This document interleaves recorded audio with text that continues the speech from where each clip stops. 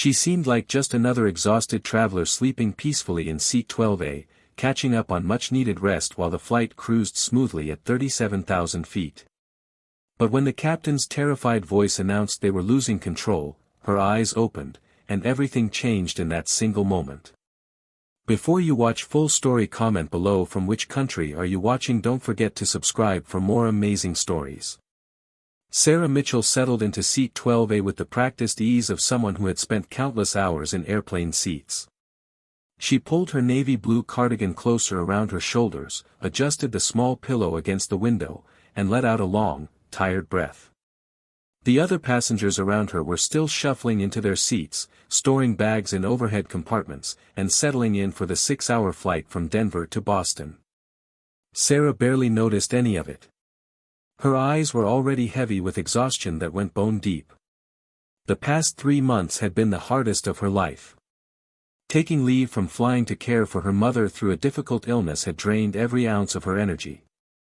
The sleepless nights, the hospital visits, the constant worry, and the emotional weight of watching someone you love struggle had left Sarah running on empty.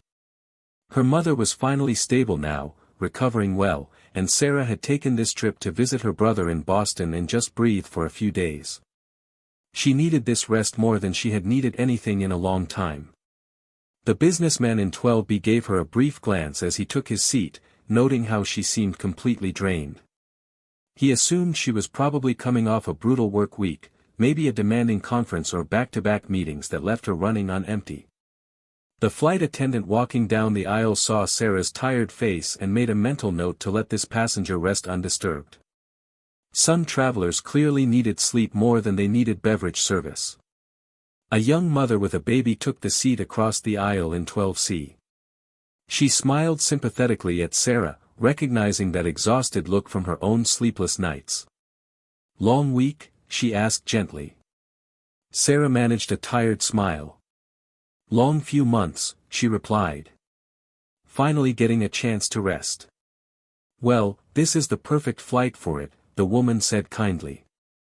"Sleep as much as you need. I'll make sure my little one doesn't disturb you." Sarah thanked her and closed her eyes even before the safety demonstration began. She had seen that demonstration thousands of times from the front of the cabin, giving it herself with practiced professionalism. Now she just wanted to sink into the peace of not being responsible for anything or anyone for a few precious hours. As the plane pushed back from the gate and began its taxi toward the runway, Sarah's breathing had already deepened into the rhythm of sleep. Her head rested against the window, her hands folded loosely in her lap, and her expression showed the kind of peace that comes with finally being able to let go and rest. The engines roared to life during takeoff, the aircraft climbed steeply into the afternoon sky, and Sarah remained completely still, lost in the deepest sleep she had experienced in months. The flight attendants began their service an hour into the flight, moving quietly through the cabin with their beverage carts. When they reached row 12, the lead attendant whispered to her colleague to skip the woman in 12A entirely. She looked so peaceful, so desperately in need of rest, that waking her for a drink seemed almost cruel. The businessman beside her accepted his coffee in a hushed voice, careful not to disturb the sleeping woman next to him. Other passengers glanced at her occasionally, some with envy at how deeply she could sleep on a plane, others with understanding that she clearly needed every minute of rest she could get. Nobody knew who Sarah Mitchell really was. Nobody knew that the exhausted-looking woman sleeping so peacefully in seat 12A had spent 15 years as a commercial airline captain before that. Nobody knew she had flown military jets for 8 years before her commercial career, handling aircraft that could break the sound barrier and pull G-forces that would make normal people lose consciousness.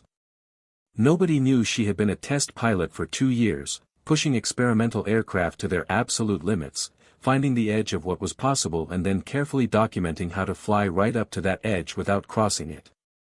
The credentials hidden behind her tired appearance were extraordinary. Sarah held type ratings on 12 different aircraft. She had landed planes with failed engines, brought jets down safely after bird strikes shattered windshields, and once successfully recovered from a complete electrical failure at night over the ocean. She had trained hundreds of pilots in emergency procedures, teaching them how to think clearly when everything was going wrong, how to fly precisely when instruments were lying, how to make split-second decisions that meant the difference between disaster and survival. But on this particular afternoon, flying as a passenger for the first time in 3 months, Sarah was simply a tired woman catching up on sleep. She had recently taken a break from flying to care for her aging mother, and the stress of the past few weeks had left her completely exhausted.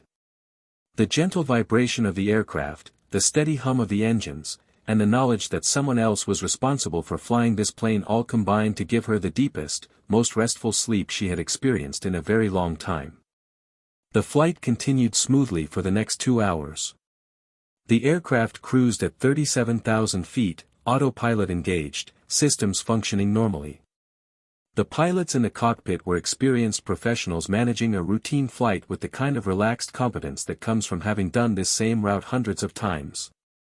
Passengers read books, watched movies on their personal screens, worked on laptops, or dozed in their seats. Flight attendants completed their service, cleaned up trash, and prepared for the next beverage round. Sarah slept through all of it. She slept through the announcement about turbulence ahead. She slept through the seatbelt sign turning on. She slept through the slight bumps as they entered a patch of rough air.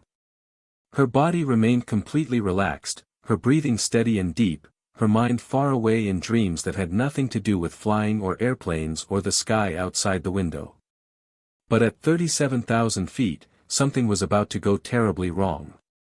In the cargo hold, a lithium battery in an incorrectly packaged shipment had been slowly heating up for the past hour. The thermal runaway had already begun, invisible and silent. Smoke detectors in the cargo hold suddenly screamed their warning. In the cockpit, warning lights and alarms erupted across the instrument panel in a cascade of red and amber alerts. The pilot's relaxed conversation died instantly as they stared at indicators showing smoke in the cargo hold, rapidly rising temperatures, and systems beginning to fail. The captain grabbed the microphone with hands that had suddenly gone cold.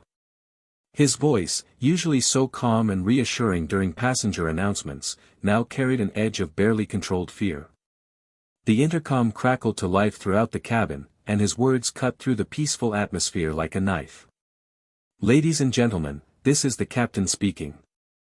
We are experiencing a serious emergency. We have smoke in the cargo hold and we're losing control of the aircraft. Flight attendants, prepare for emergency descent." The words hung in the air for one frozen moment. Then chaos erupted. In seat 12A, Sarah's eyes snapped open. The transition from deep sleep to full awareness happened in less than a second. Her body reacted before her conscious mind fully processed what was happening. She felt the aircraft's attitude change, felt the wrong kind of movement, felt the vibrations that told her story of systems failing and control surfaces responding incorrectly. Her eyes focused immediately, her breathing shifted, her mind cleared with the instant precision of someone who had trained for years to react correctly under pressure. Her pilot instincts kicked in immediately. She could feel the aircraft was descending too steeply. The engine sound was wrong. The vibration through the fuselage told her they were at an unsafe speed.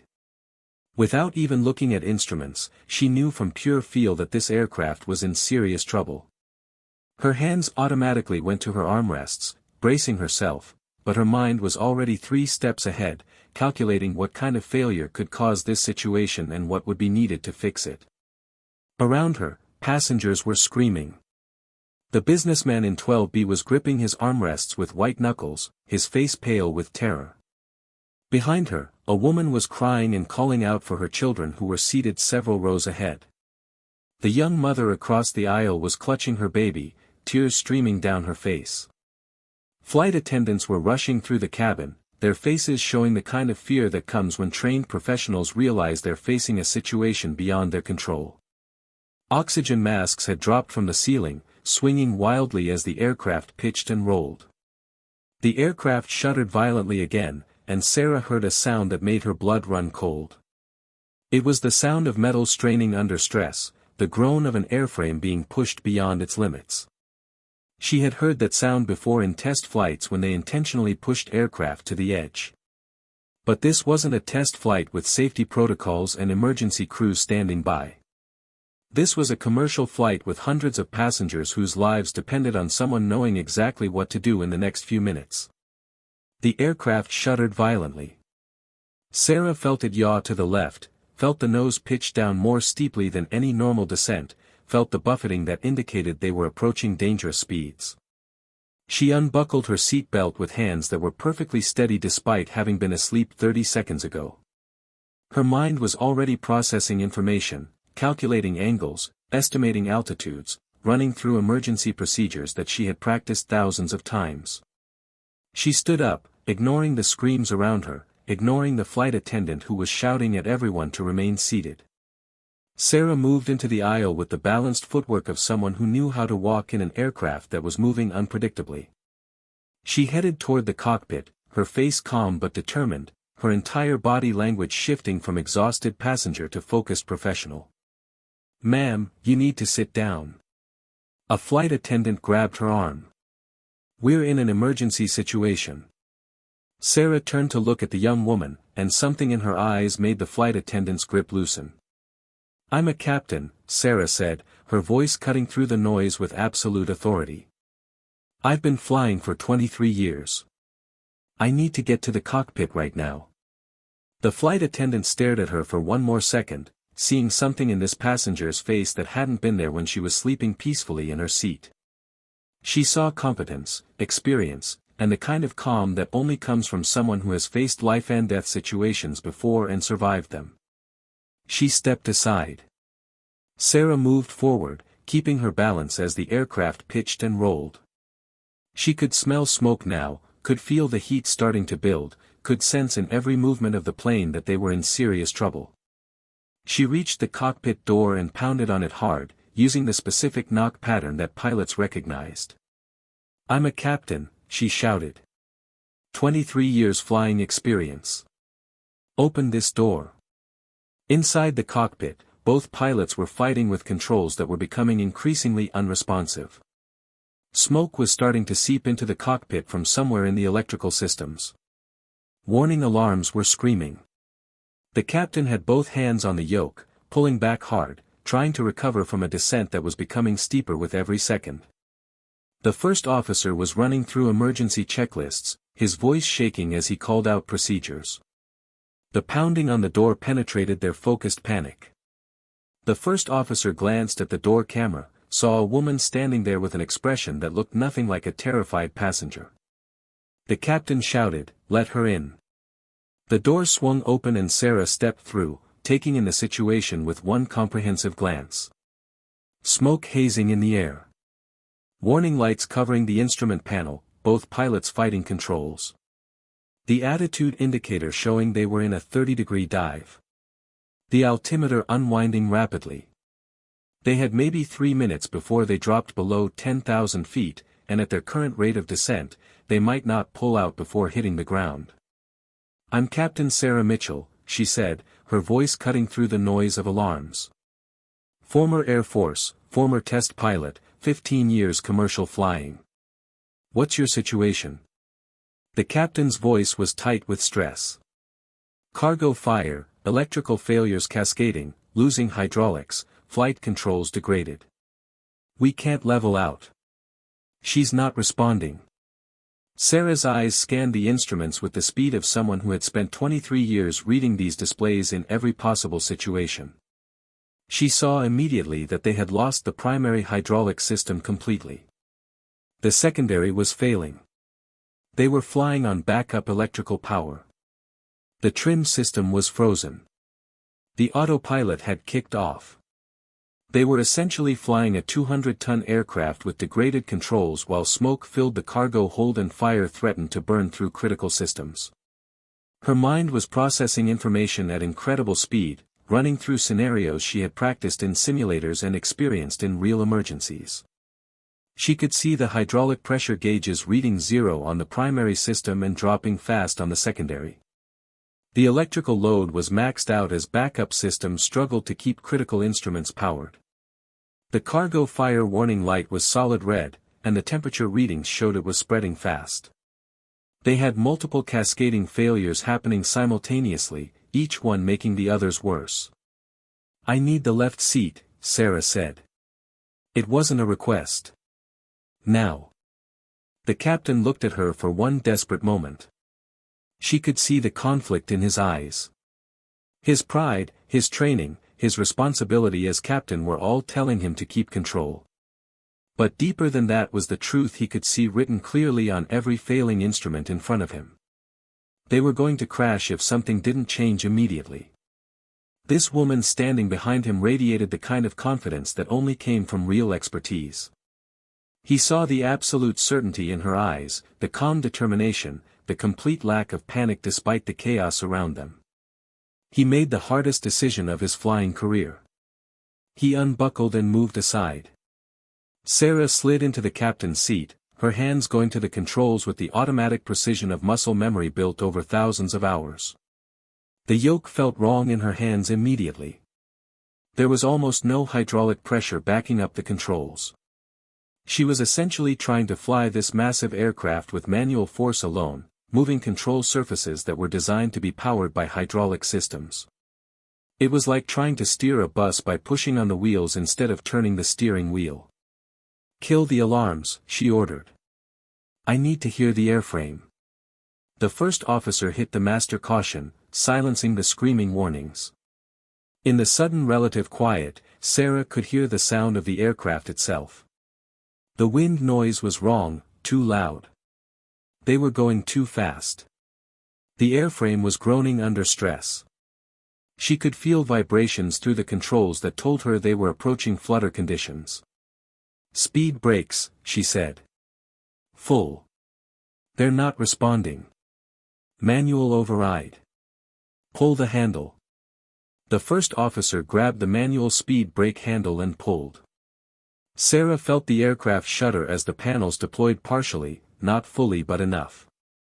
She eased back on the yoke, not pulling hard like the previous captain had been doing, but with gentle, steady pressure. Fighting the controls would just make things worse. She needed to coax this crippled aircraft back into controlled flight. "Throttles to idle," she said.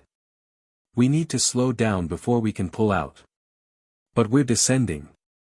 "We're descending because we're going too fast and the controls won't respond," Sarah explained, her voice calm and teaching even in the crisis. "Reduce speed first, then we can recover. Trust me." The first officer pulled the throttles back. Sarah felt the aircraft start to slow. The buffeting eased slightly. She continued the gentle back pressure on the yoke, feeling for the moment when the controls would start to bite again. 25,000 feet. 20,000. They were dropping fast, but the airspeed was finally coming down. She could feel the aircraft starting to respond, just barely, to her inputs. "Flaps 1, she said. "We're too fast for flaps. We're below max flap speed now. We need every bit of lift." "Flaps 1. The first officer selected flaps. Sarah felt the aircraft's attitude change subtly as the additional lift took effect. She pulled back more firmly on the yoke now, using the extra lift to begin leveling off. 18,000 feet. 17,000. The nose was coming up. The descent was slowing. She was fighting the aircraft every inch of the way, using tiny control inputs, feeling for the edge of what the damaged systems could handle. "Trim. Still frozen. Then we fly it manually. How much altitude do we have to the ground?" The first officer checked. 12,000 feet to terrain below us. 15,000 feet altitude. 12,000 to the ground. They had 3,000 feet to play with. Sarah's hands moved constantly on the controls, making small adjustments, feeling the aircraft's response, working with what she had instead of wishing for what she needed. This was test pilot thinking. This was what she had learned flying experimental aircraft that were always on the edge of disaster.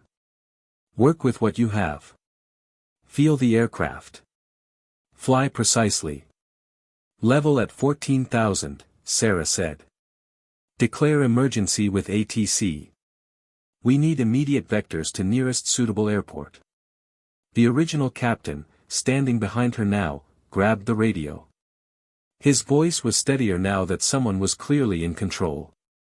Denver Center, Flight 447, declaring emergency. Multiple system failures, fire on board, need immediate clearance to nearest suitable airport. Flight 447, copy emergency.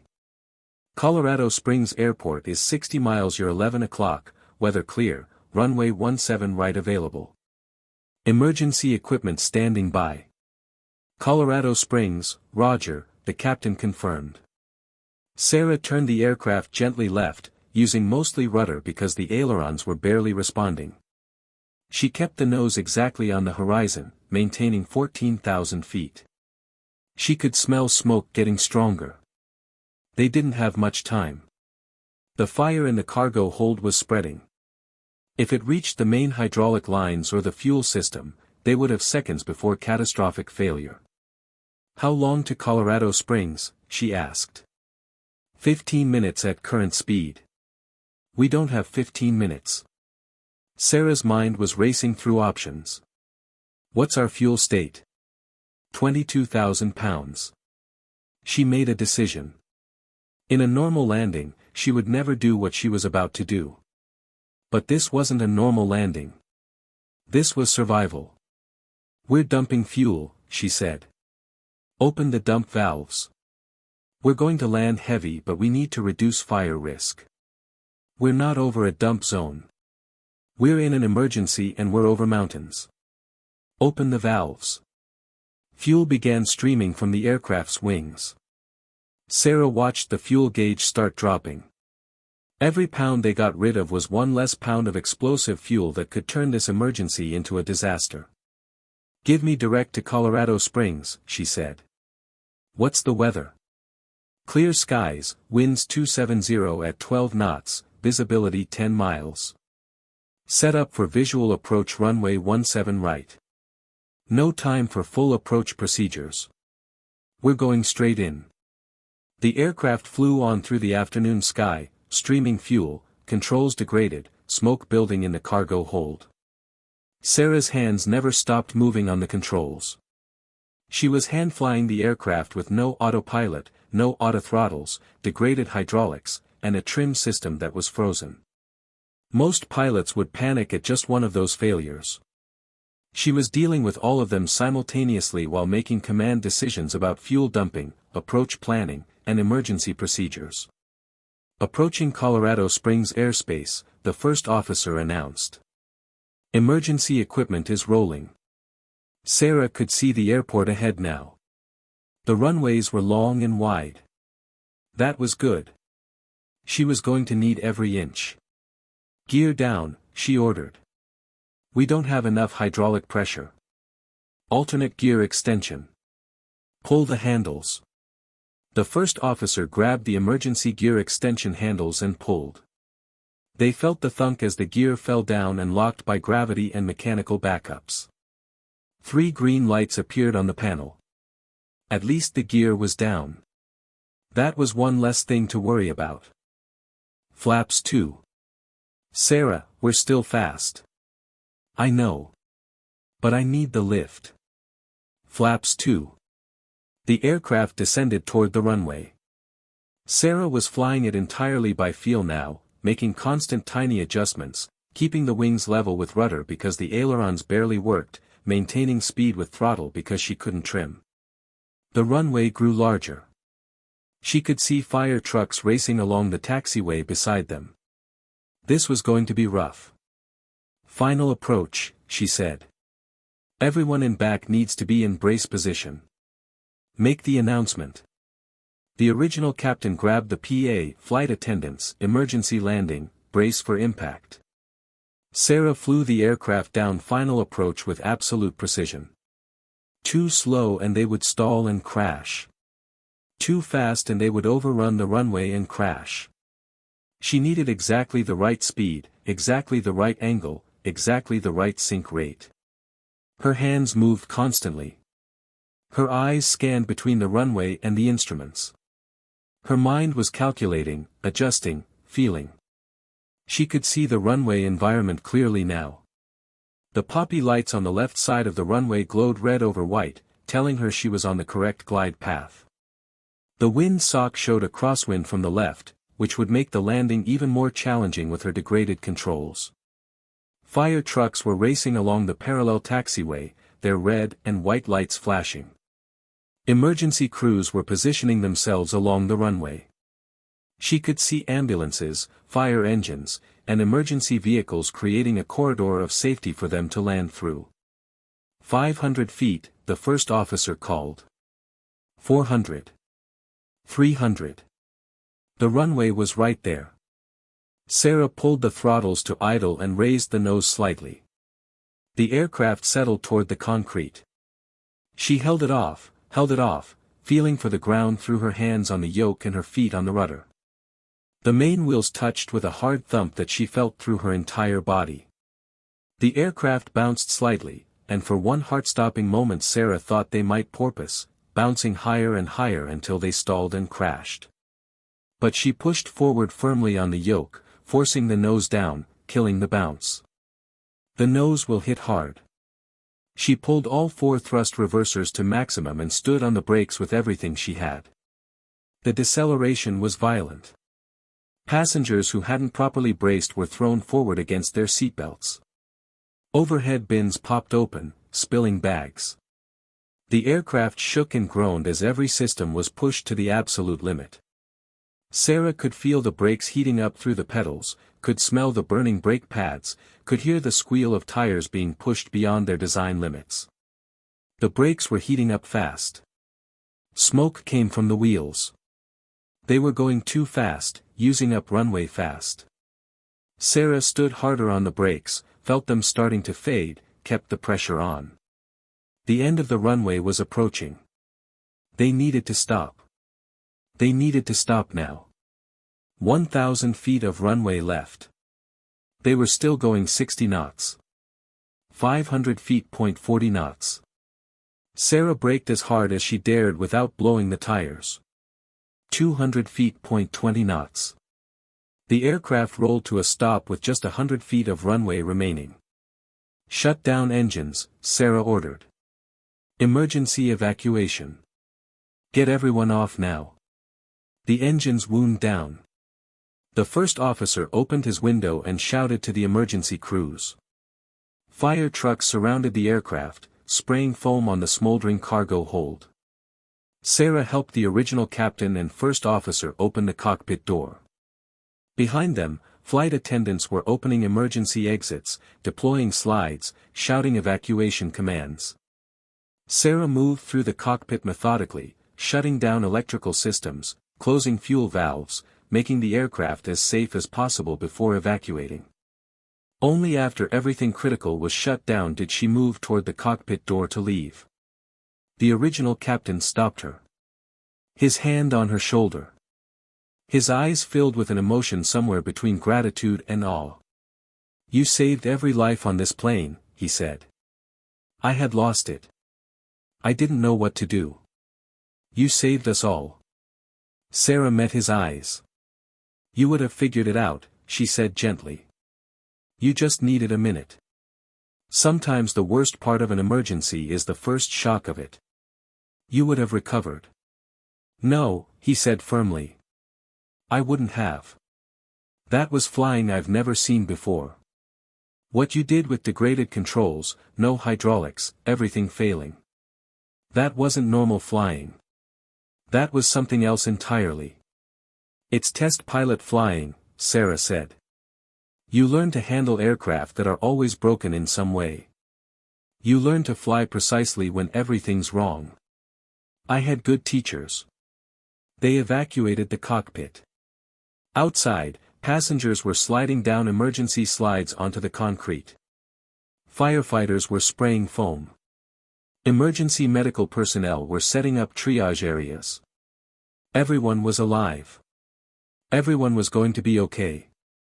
Sarah stood on the concrete watching the emergency crews work, and she felt the exhaustion come crashing back in. Her hands were shaking slightly now that the adrenaline was wearing off. Her legs felt weak. The reality of what had just happened was starting to sink in.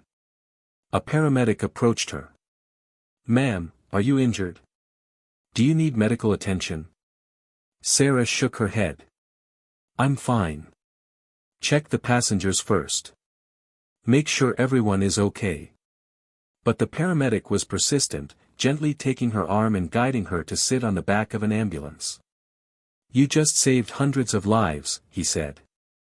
"Let us make sure you're all right too." Sarah sat and let him check her blood pressure and pulse.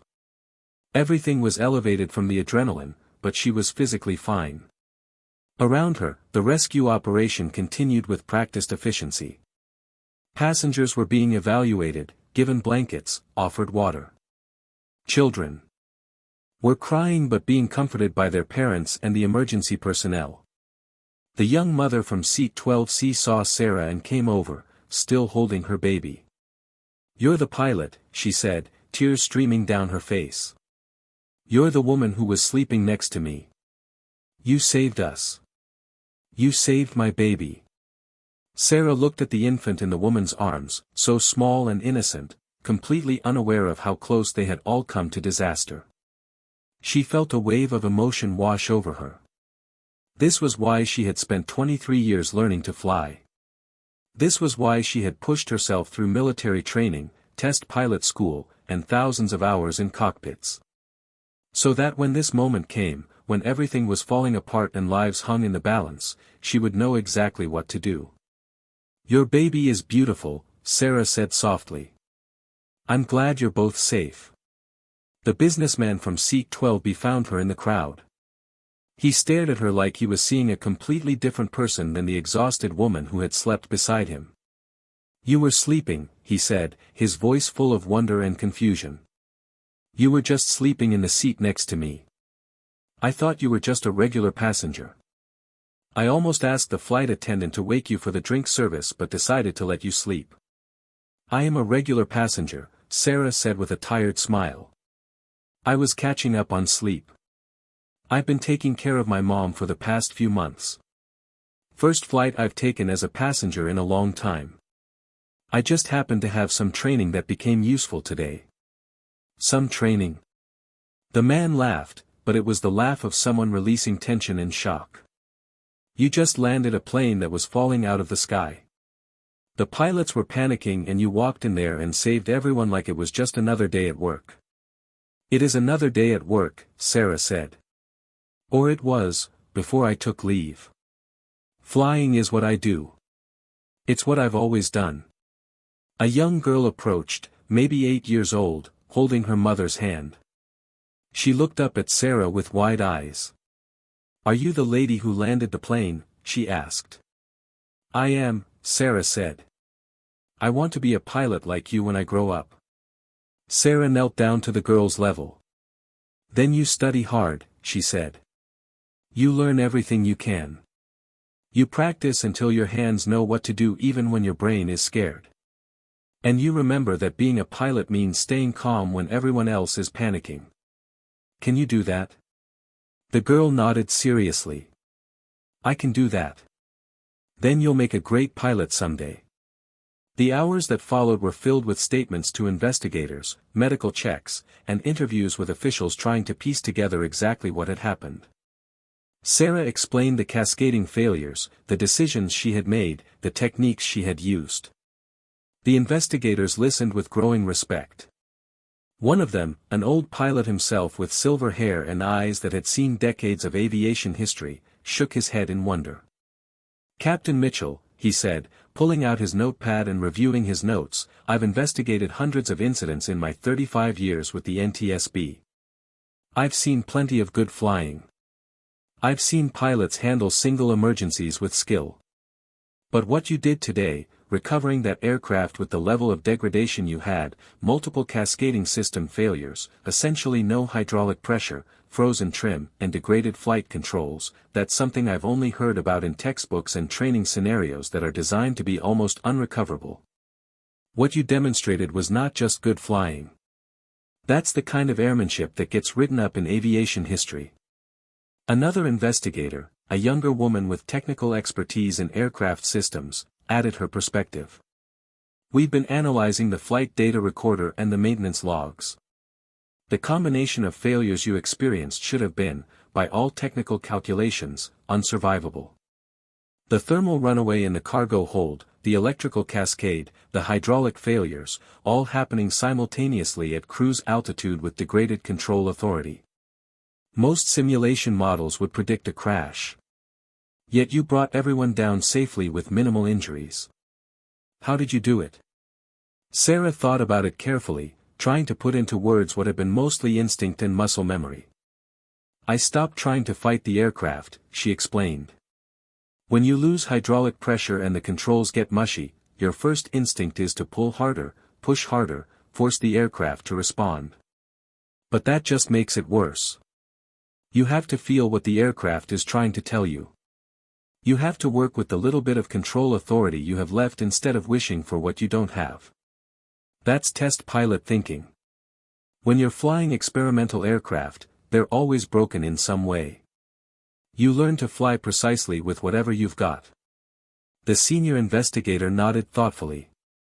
And the decision to dump fuel over the mountains rather than waiting for a proper dump zone? That was risk management, Sarah said. Standard procedure says wait for the dump zone to avoid environmental impact. But with an active cargo fire spreading toward the fuel lines, carrying that extra fuel was a bigger risk than dumping it. Every pound of fuel we got rid of reduced the explosion risk if the fire reached the tanks. I chose the lesser of two bad options.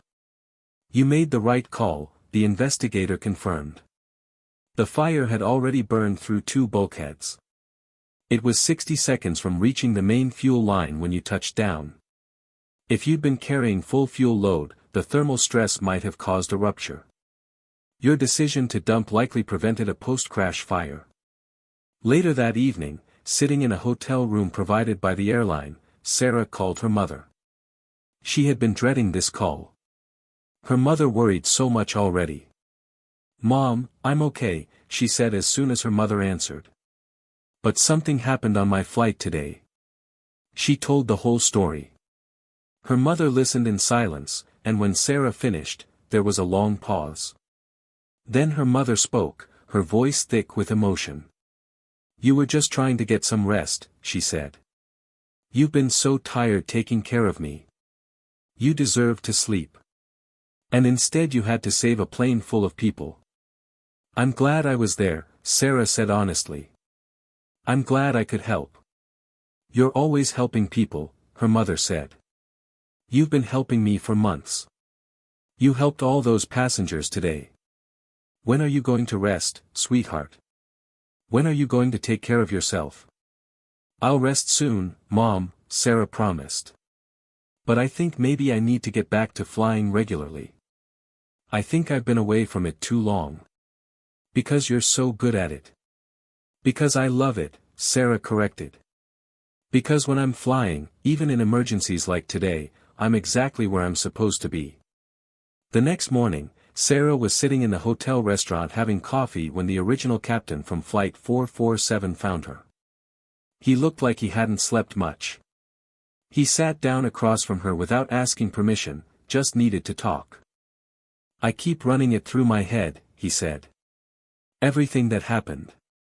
I had 17 years of experience and I panicked. I completely lost it. The alarms, the smoke, everything failing at once. I froze up. If you hadn't been on that plane, everyone would have died because I couldn't handle it."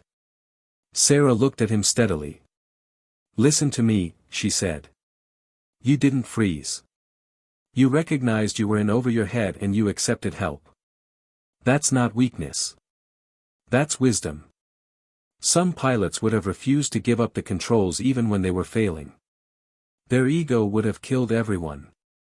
You put passenger safety over your pride. That's what a good captain does. But I should have been able to handle it myself." "Nobody can handle everything," Sarah said. "I've been flying for 23 years and I've had situations I couldn't handle. The trick isn't being able to do everything yourself. The trick is knowing when to ask for help and knowing how to accept it when it comes." "What do I do now?" he asked. "How do I get back in the cockpit after this?" You go see the company psychologist, Sarah said. You talk about what happened.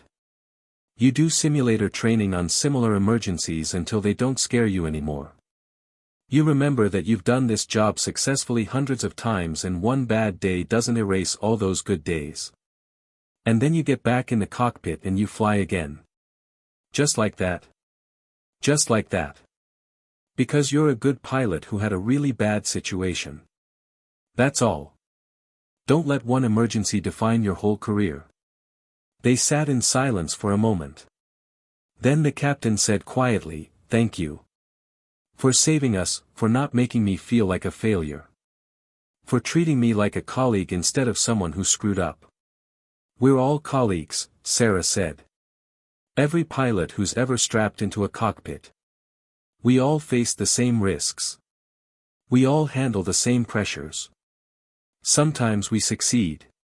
Sometimes we need help. That's the job." The story of Flight 447 made national news. Passengers gave interviews describing the terror of those minutes when the plane was out of control, and the miraculous recovery by a pilot who had been sleeping in seat 12A. News anchors called Sarah a hero. Aviation experts analyzed her decisions and praised her airmanship. Her former students from her years as a flight instructor called to congratulate her. The airline that had employed her for 15 years before she took leave called to ask when she was coming back. But Sarah was thinking about something simpler than fame or recognition. She was thinking about that little girl who wanted to be a pilot. She was thinking about all the young people who might see this story and realize that extraordinary skill comes from years of practice, that staying calm under pressure is a learnable skill, that there's no limit to what you can accomplish if you train hard enough and never stop learning. A week after the emergency landing, Sarah went to visit the Flight 447 crew at their training center. She watched them do simulator sessions, working through emergency scenarios similar to what they had experienced. She saw them getting more confident, handling the situations better, learning from what had happened. The first officer thanked her for returning. "You didn't have to come back," he said. "You saved us already. You don't owe us anything more." "I came back because you're learning," Sarah said. "Because you're not letting this break you. Because you're doing exactly what pilots are supposed to do after a bad situation. You're studying it, understanding it, and getting better. That's what I want to see." "Will you fly with us again?" the captain asked. "If you come back to flying, if you need a crew, we'd be honored." Sarah smiled. "Maybe someday," she said. "Right now I'm just figuring out what comes next." What came next turned out to be a return to flying, but in a different capacity. Sarah joined an aviation safety organization that investigated accidents and trained pilots in emergency procedures. She traveled to airlines around the world, teaching crews how to handle the kind of cascading failures that had nearly brought down Flight 447. She shared the techniques she had learned as a test pilot, the mental approaches that had kept her calm during the emergency, the skills that turned panic into precision. And every time she taught a class, she started with the same story. She told them about being a passenger in seat 12A, sleeping deeply, exhausted from taking care of her mother. She told them about waking to chaos and having to shift instantly from sleep to expert action. She told them about every decision she had made in that cockpit, why she made those choices, what she was feeling and thinking. "The point isn't that I'm special," she would tell her students. "The point is that training works. When everything went wrong, I didn't have to think. My hands knew what to do because I had practiced 10,000 times. My mind stayed calm because I had been in scary situations before and survived them. You can all do this. You can all be the person who stays calm when everyone else is panicking. But it takes work. It takes practice. It takes treating every simulator session like it's real, every emergency procedure review like it might save your life someday." The students always listened intently. They saw in Sarah something they wanted to become. Not just a skilled pilot, but someone who could face the worst situation imaginable and handle it with grace and precision. Someone who could wake from sleep and save lives. Someone who proved that excellence was built one training session at a time, one flight at a time, one emergency procedure practiced over and over until it became muscle memory. One student, a young woman about to start her career as a first officer, approached Sarah after class. "Can I ask you something personal?" she said. "Of course. When you woke up on that flight and heard the captain saying they were losing control, were you scared?" Sarah thought about it carefully. "For about 2 seconds, yes," she said honestly. "There was this moment right when I woke up where my brain was still catching up to reality. But then training kicked in. Once I started moving toward the cockpit, once I had a purpose and a plan, the fear went away. It got replaced by focus. That's what good training does. It gives you something to do with your fear. It channels it into action." "I'm scared I'll freeze if something bad happens," the student admitted. "Then you practice until you know you won't freeze," Sarah said. "You practice until the movements are automatic. You practice until thinking clearly under pressure is a habit instead of a hope. Fear doesn't disappear. You just get better at working through it. Like you did. Like I did. Like thousands of pilots before me did. Like you will do when the time comes." Years passed. Sarah continued teaching, flying occasionally, and living a life that balanced the extraordinary skill she possessed with the normal concerns of regular existence. She took care of her mother until her mother passed away peacefully in her sleep. She flew as a passenger on hundreds of flights, sometimes sleeping soundly, sometimes chatting with the crew about aviation. She never forgot Flight 447, never forgot those minutes of flying a crippled aircraft back to controlled flight, never forgot the feeling of bringing everyone home safely. And every once in a while, she would get a message from someone who had been on that flight. The businessman from Seat 12B sent her a Christmas card every year with a note that said simply, "Thank you for saving my life so I could see my grandchildren grow up." The little girl who wanted to be a pilot sent updates about her progress through flight school. The flight attendants stayed in touch, some of them eventually leaving flying but all of them remembering that day when they saw what true professionalism looked like under pressure. The original captain from Flight 447 returned to flying after several months of psychological support and additional training. He became an advocate for mental health in aviation, speaking openly about how he had panicked during the emergency and how he had worked through that trauma. He and Sarah remained friends. Every year on the anniversary of the emergency landing, they would have coffee together and talk about flying, about life, about the strange path that had put them both in that cockpit on that particular day. "Do you ever wonder what would have happened if you hadn't been on that flight?" he asked her one year. "I try not to think about it," Sarah said. "Because I was there.